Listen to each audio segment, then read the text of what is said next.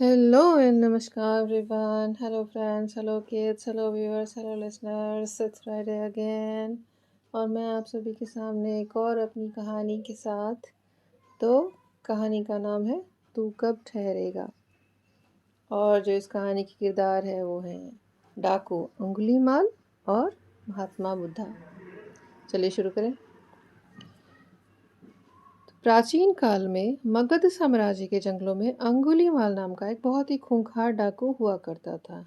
जो भी उस जंगल से होकर गुजरता था अंगुलीमाल उसे मार देता था और उसकी एक अंगुली काटकर अपने गले में माला बनाकर पहन लेता था।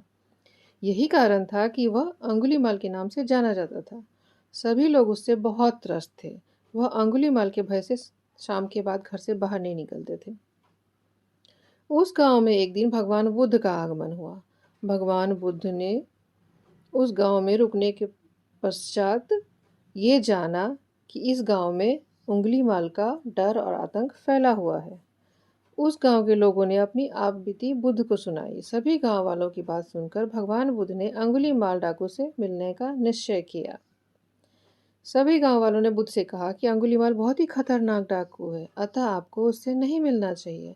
उन्होंने भगवान बुद्ध से अंगुलीमाल से मिलने के लिए जंगल में ना जाने की विनती की, लेकिन भगवान बुद्ध अंगुलीमाल से मिलने के लिए जंगल की ओर निकल पड़े।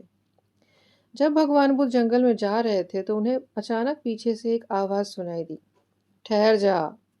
भगवान बुद्ध ने जब पीछे मुड़कर देखा तो वह आवाज डाकू अंगुलीमाल की थी। उनके सम्मुख एक बहुत ही डरावना और खूंखार डाकू अंगुलीमाल खड़ा था।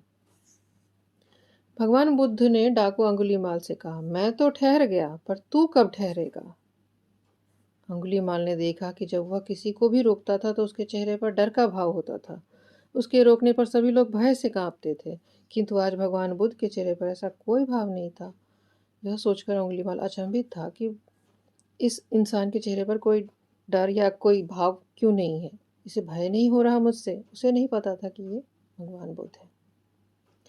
अंगुलीमाल ने भगवान बुद्ध से कहा, मैं अंगुलीमाल हूँ, जो भी यहाँ से गुजरता है मैं उसे मार डालता हूँ। क्या तुम नहीं जानते कि यह क्षेत्र अंगुलीमाल का है। मैं बहुत ताकतवर हूँ, मुझसे सभी लोग डरते हैं। बुद्ध ने कहा, यह कैसे मान सकते हैं कि तुम ताकतवर हो। तुम्हें यह सिद्ध करके दिखाना होगा कि तुम ताकतवर हो।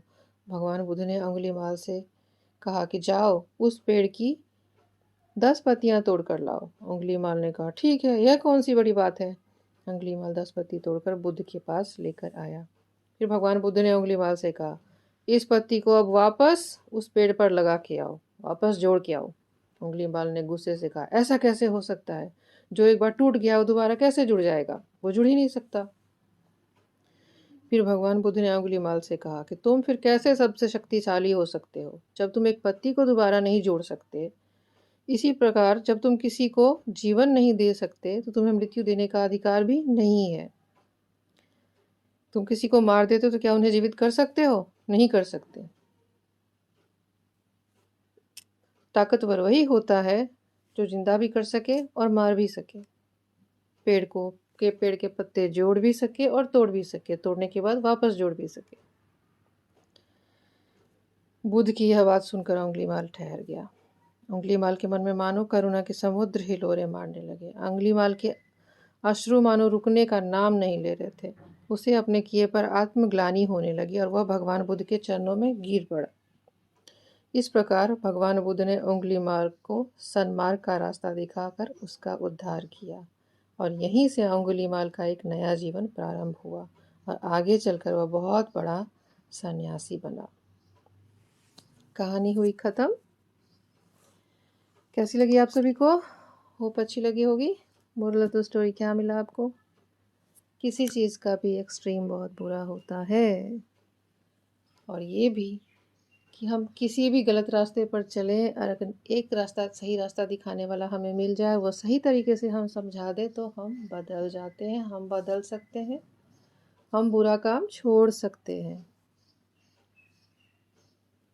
तो बस यही था और आपको जो समझ में आया होगा वो आप समझे होंगे। तो कहानी हुई ख़त्म और मैं एक और बात कहना चाहूँगी, जो भी चीज़ें जो भी हैं जो मुझे सुन रहे हैं, जो एक्सट्रीम कर रहे हैं किसी भी चीज़ में जो कि बुरा है, तो भाई ठहर जाओ, बहनों ठहर जाओ।